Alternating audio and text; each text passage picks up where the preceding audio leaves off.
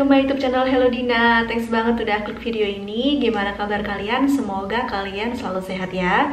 Di video kali ini aku akan menceritakan tentang kejahatan keji yang pernah menggemparkan Singapura di tahun 1981. Tapi sebelum lanjut ke ceritanya, jangan lupa klik like, subscribe, komen, dan juga nyalain lonceng notifikasinya agar kalian gak ketinggalan setiap aku upload video. Dan daripada berlama-lama, langsung aja kita jump to the story. Kejadian ini terjadi di daerah Toa Payoh, Singapura, di mana daerah Toa Payoh ini dulunya adalah daerah rawa-rawa yang kemudian disulap menjadi perumahan. Pada tanggal 24 Januari tahun 1981, seorang anak bernama Agnes Neng Shue Hock menghilang setelah mengikuti pelajaran agama di sebuah gereja di daerah Toa Payoh. Beberapa jam kemudian, mayat dari Agnes ini ditemukan di dalam sebuah tas yang diletakkan di luar lift blok 11 daerah Toa Payoh, tak jauh dari gereja tempat Agnes terakhir terlihat. Penyelidikan awal polisi menyimpulkan bahwa Agnes ini mungkin saja meninggal dikarenakan kehabisan nafas. Tetapi setelah dilakukan otopsi lebih lanjut, ditemukan beberapa hal yang janggal di tubuh Agnes. Yang pertama, terdapat luka di alat kelamin Agnes dan terdapat sperma di dalam dubur Agnes, teman-teman. Nah, setelah itu polisi melakukan penyelidikan yang lebih intensif dengan mewawancarai sekitar 250 orang yang ada di sekitar tempat kejadian, tetapi polisi gagal untuk memperoleh petunjuk apapun. Beberapa minggu kemudian, tepatnya pada tanggal 7 Februari tahun 1981, seorang anak berusia 10 tahun bernama Ghazali bin Marzuki ditemukan tewas di antara blok 10 dan blok 11. Kalau kalian ingat, Agnes ditemukan di blok 11 ya. Ghazali dilaporkan menghilang 1 hari sebelum mayatnya ditemukan, dan terakhir dia terlihat bersama seorang wanita asing. Setelah diselidiki jasadnya, tidak ditemukan tanda-tanda kekerasan seksual, tetapi ditemukan luka bakar di bagian punggung dan ada bekas tusukan di lengannya. Selain itu, unsur obat tidur juga terdapat di darah Ghazali.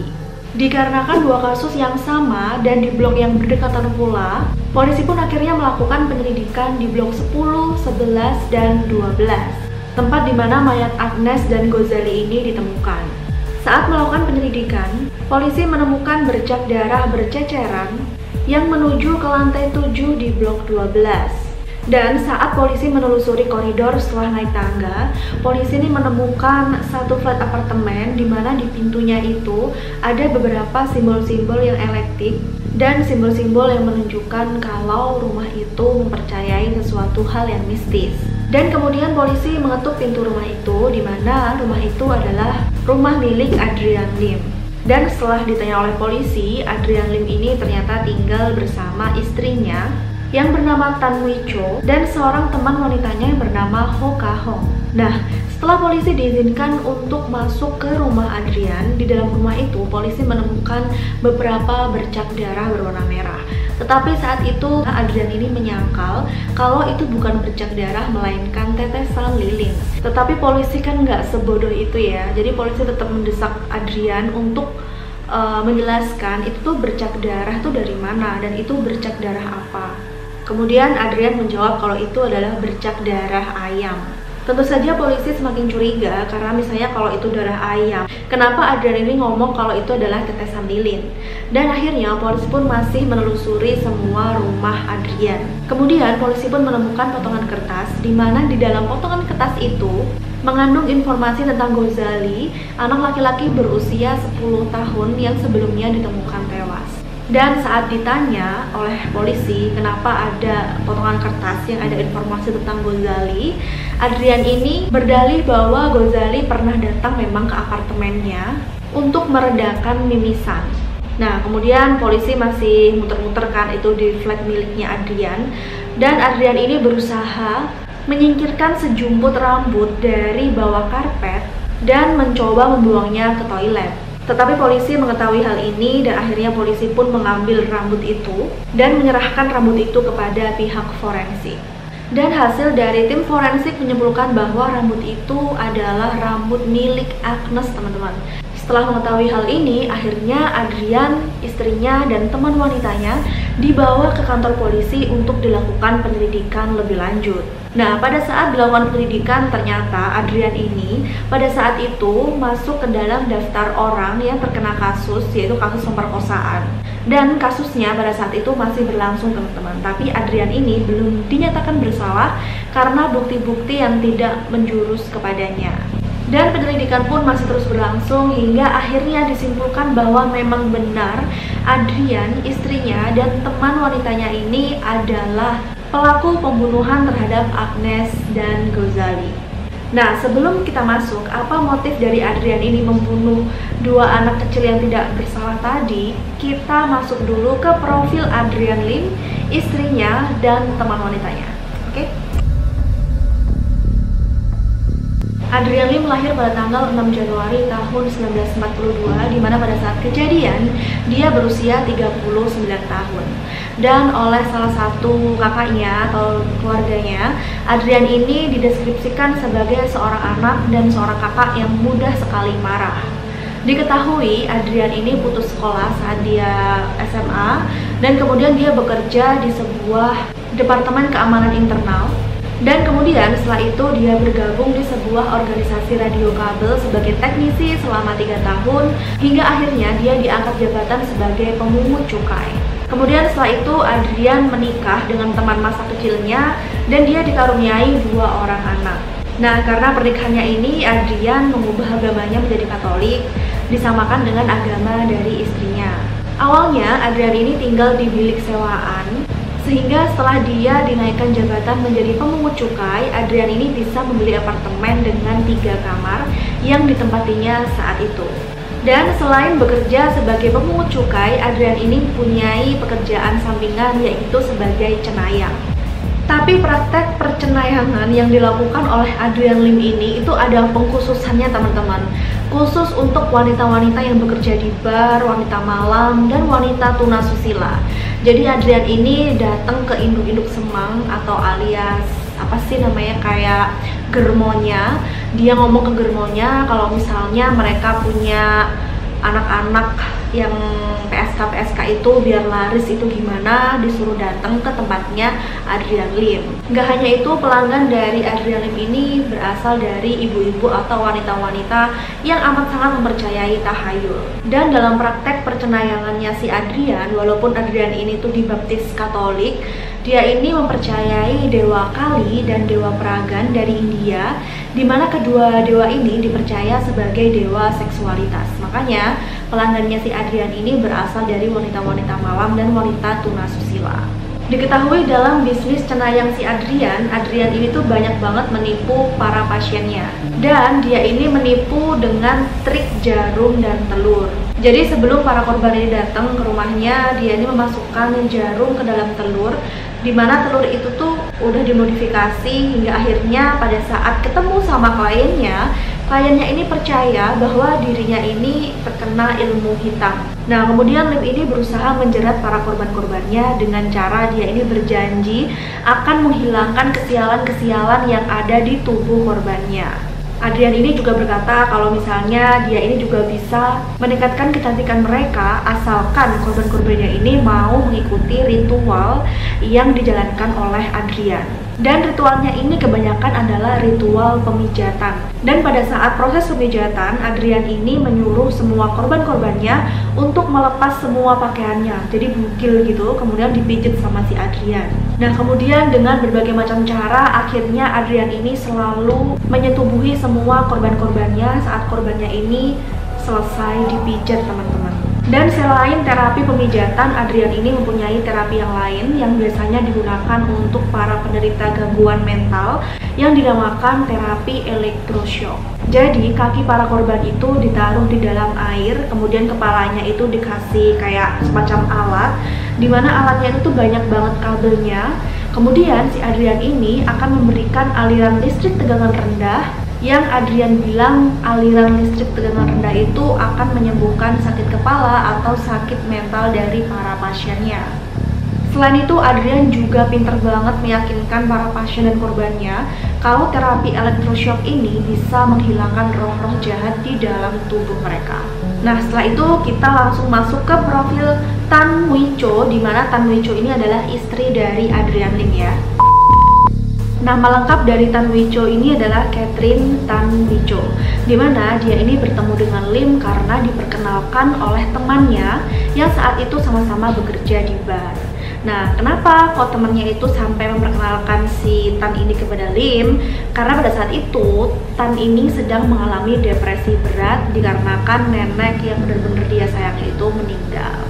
Jadi Tan ini dulu tuh hidup sama neneknya, udah dia anggap tuh kayak orang tuanya sendiri. Karena hubungan dari Tan ini dengan orang tuanya mengalami kerenggangan. Jadi di usia 13 tahun, Tan ini merupakan remaja yang amat sangat nakal, sehingga orang tuanya itu udah nggak bisa membesarkan si Tan gitu, sendirian gitu loh. Akhirnya Tan dimasukkan ke dalam rehabilitasi anak-anak nakal. Nah, karena itu Tan itu ngerasa kalau orang tuanya itu nggak sayang gitu loh sama dia. Akhirnya dia tinggal bersama neneknya. Nah, karena kematian neneknya itulah Tan merasa benar-benar depresi. Dan akhirnya dipertemukan oleh temannya dia dengan Lim, si ahli atau cenayang yang bisa menyembuhkan depresi. Nah, karena Tan ini sering banget mengunjungi si Lim, dia sering banget jadi pasiennya Lim, akhirnya hubungan mereka itu semakin akrab. Dan kemudian si Lim ini mendesak Tan agar dia pindah ke apartemennya. Padahal saat itu Lim ini sudah mempunyai istri dan 2 orang anak, seperti yang aku ceritakan di awal tadi. Ya tentu saja si istrinya itu kan nggak mau kan ya, karena istrinya itu orang normal gitu ya. Akhirnya istrinya mengajukan perceraian, dia menggugat Lim dan akhirnya mereka bercerai. Dan anak-anak dari Lim yang 2 itu tinggal bersama ibunya. Setelah perceraiannya dengan istri pertama, akhirnya Lim ini resign gitu ya dari perusahaan dia di stasiun radio, dan akhirnya dia benar-benar fokus ke pekerjaannya sebagai cenayang. Karena dia itu berpikir pekerjaannya sebagai cenayang itu menghasilkan banyak uang daripada dia bekerja di stasiun radio. Diketahui pada saat itu tahun 1981, penghasilan Adrian Lim dari cenayang aja itu bisa mencapai 100 juta satu bulan. Nah, kemudian akhirnya Lim menikah sama Tan kan ya, dan mereka mendaftarkan pernikahannya itu secara resmi, sehingga Tan ini adalah istri resmi dari Lim, jadi istri kedua. Nah, dalam perjalanan pernikahan antara Lim dan Tan, Lim ini sering banget menindas Tan sebagai istrinya, sering banget bohong sama Tan, dan sering banget mengeluarkan ancaman-ancaman yang membuat Tan ini menjadi takut terhadap Lim. Bahkan beberapa kali Lim ini menyuruh Tan untuk menjadi pelacur guna menambah penghasilan mereka. Dan gak hanya itu, Lim ini juga bisa mencuci otak Tan.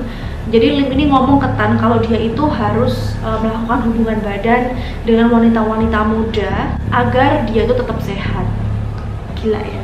Seberpengaruh apa sih kekuatannya Lim ini sampai bisa membuat Tan itu mau jadi pelacur, sama dia itu ngomong ke istrinya sendiri kalau dia itu harus tidur sama wanita-wanita muda biar sehat. I don't know ya. Nggak hanya itu, Lim ini juga memberi sugesti kepada Tan agar Tan ini berhubungan dengan para laki-laki muda agar Tan selalu sehat, teman-teman. Bahkan Tan ini juga berhubungan badan sama adik kandungnya sendiri. Dan walaupun teraniaya, Tan ini betah banget tinggal sama Lim dikarenakan Lim ini memanjakan Tan dengan uangnya. Dia ini memanjakan Tan dengan materi-materi gitulah pokoknya. Nah, sekarang kita masuk ke profil orang ketiga, yaitu Ho Ka Hong. Ho ini sudah ditinggal oleh ayahnya, ditinggal meninggal gitu pada saat dia berusia 8 tahun. Dan akhirnya Ho tinggal bersama neneknya sampai berusia 15 tahun. Setelah berusia 15 tahun, balik lagi tinggal sama ibu dan kakak perempuannya. Tetapi Ho ini ngerasa kalau mamahnya itu tuh nggak sayang gitu loh sama dia, karena mamanya sering banget nyuruh Ho agar mengalah dalam segala macam hal, mengalah dengan kakaknya. Nah, karena hal inilah Ho menganggap kalau ibunya tuh lebih sayang sama kakaknya, dan akhirnya Ho ini menjadi anak yang sangat nakal.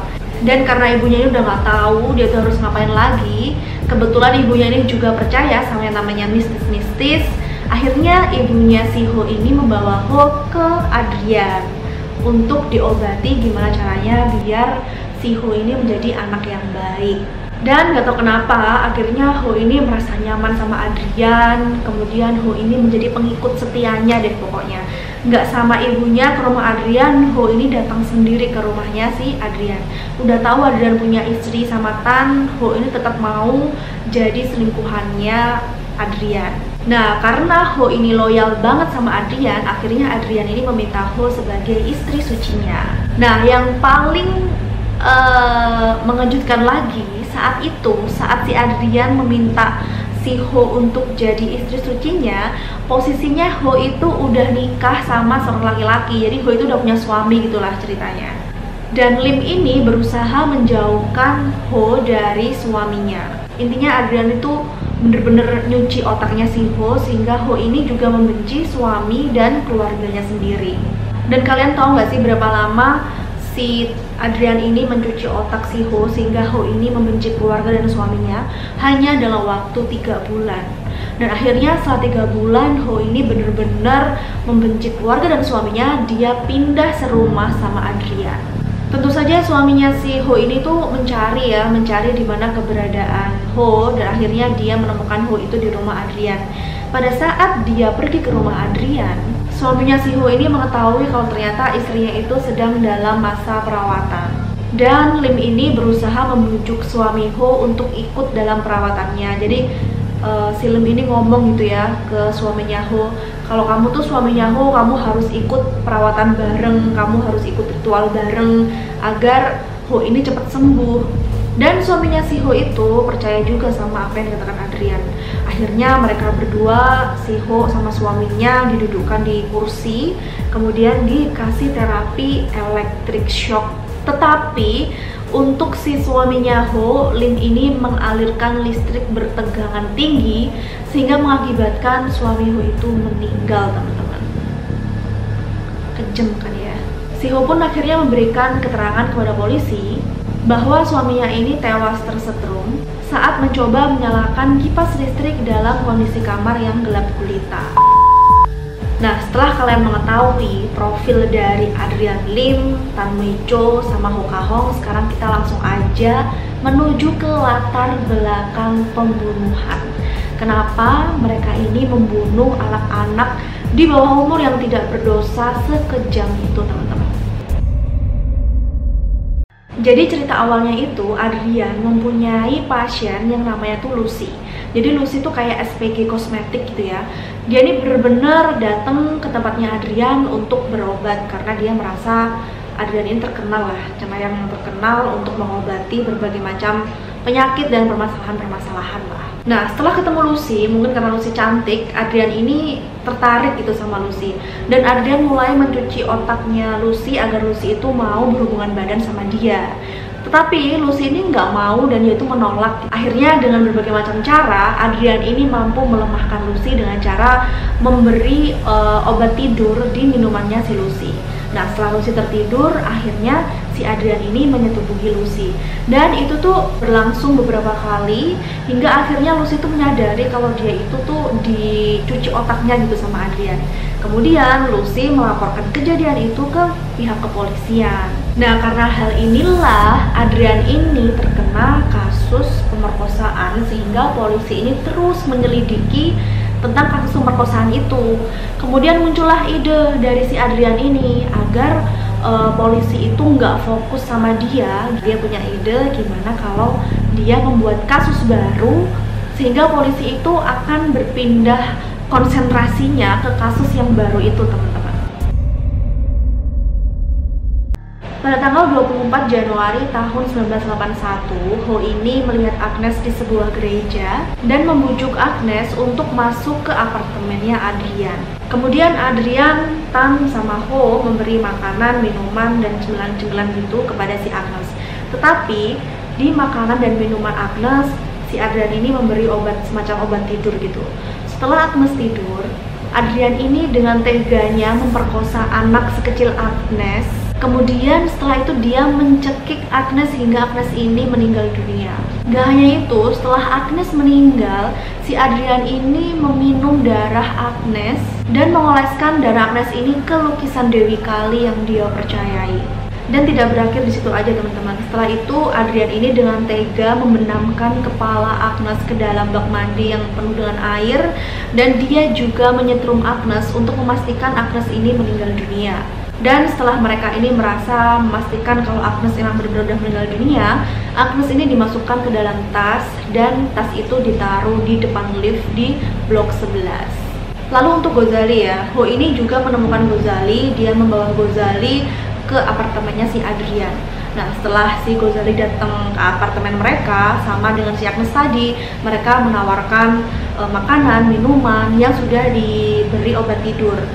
Tetapi Ghazali ini tuh nggak langsung tidur kayak Agnes gitu loh. Jadi dia terbangun dan membuat mereka bertiga ini kayak, loh kok bangun ya, kok nggak mempan ya obat tidurnya. Akhirnya Adrian ini memukul Ghazali hingga Ghazali ini pingsan, dan para istri-istrinya itu mengikat Ghazali gitu loh agar Ghazali itu nggak kabur. Dan setelah Ghazali ini nggak berdaya, akhirnya Adrian ini juga membunuh Ghazali dan meminum darahnya. Setelah memastikan kalau Ghazali ini meninggal, Adrian dan Ho membawa mayat Ghazali untuk dibuang. Tetapi walaupun si Ghazali ini sudah meninggal, pada saat Ghazali ini diangkut oleh Adrian dan Ho, darah-darah dari hidung Ghazali itu masih bercucuran ya, sehingga hal inilah yang membuat polisi itu bisa menemukan Adrian dan dua orang istrinya, dan mereka menetapkan Adrian dan dua orang istrinya sebagai pelaku pembunuhan Agnes dan Ghazali. Pada tanggal 25 Mei tahun 1983, pengadilan Singapura memutuskan hukuman mati untuk Adrian Lim, istrinya Tan, dan istri sucinya Ho. Pada saat menerima hasil keputusan pengadilan, Adrian Lim menunjukkan wajah yang berseri-seri dan dia mengucapkan terima kasih kepada Yang Mulia. Sedangkan Tan dan Ho mengajukan banding, tetapi pengajuan banding mereka ditolak. Dan 5 tahun kemudian, tepatnya pada tanggal 25 November tahun 1988, akhirnya ketiga orang ini, yaitu Adrian, Tan, dan Ho, menjalani eksekusi kematian mereka dengan hukuman gantung. Dan setelah mendapatkan misa secara singkat, akhirnya mayat mereka bertiga dikremasi di hari yang sama. Sekian teman-teman cerita kejahatan yang menggemparkan Singapura pada tahun 1981 yang disebabkan oleh 3 orang yang berhati iblis ini, yang tentunya membuat sedih banyak kalangan dikarenakan begitu banyaknya korban yang mereka sebabkan. Dan bersyukurnya mereka bertiga sudah menerima hukuman yang setimpal sesuai apa yang mereka kerjakan, dan juga semoga kejadian seperti ini tidak terjadi lagi ke depannya dimanapun itu berada. Kurang lebihnya aku mohon maaf, dan terima kasih buat kalian yang sudah nonton sampai akhir. See you on the next video. Bye bye.